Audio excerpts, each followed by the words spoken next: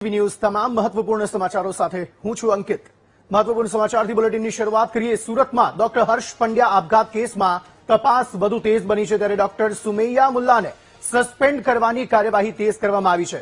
માઇક્રોબાયોલોજીના હેડ છે doctor Sumaiya Mulla.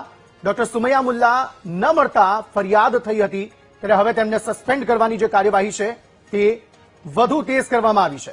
Doctor Sumaiya Mulla જે આરોપીઓમાંના એક છે, તેવામાં તે હવે નથી મળી રહ્યા, તેને પગલે હવે તેમના વિરુદ્ધ તેમને સસ્પેન્ડ કરવાની કાર્યવાહી જે છે તે તેજ કરવામાં આવી છે।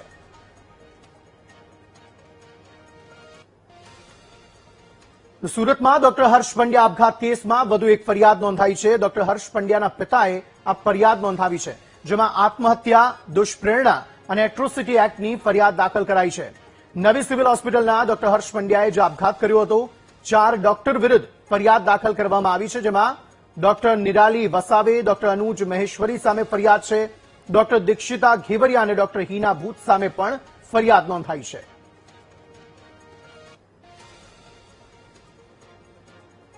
સંવાદદાતા નિર્મલ વધુ માહિતી આપી રહ્યા છે। નિર્મલ, શું વધુ અપડેટ આ સમગ્ર મામલે?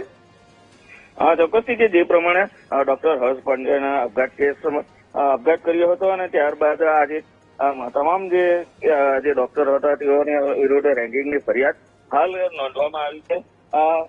ગત રોજ જ આ જે 4 ડોક્ટરો હતા એ 4 ડોક્ટરો વિરુદ્ધ દુષ્પ્રેરણાનો ગુનો નોંધવામાં આવ્યો છે। હર્ષ પંડ્યાના જે પિતા હતા એ પિતા સુરત આવ્યા હતા અને તેમણે ફરિયાદ નોંધાવી હતી।